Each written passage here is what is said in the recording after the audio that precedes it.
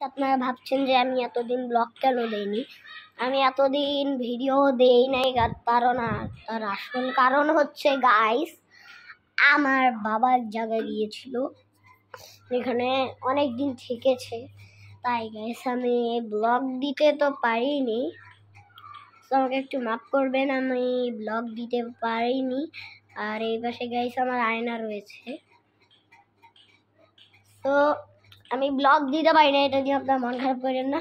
আজকে আমি এখনই একটি ব্লগ বানিয়ে নিব। আর গাইস এখানে আমার একটি কিউব আছে, ইয়েস কিউব।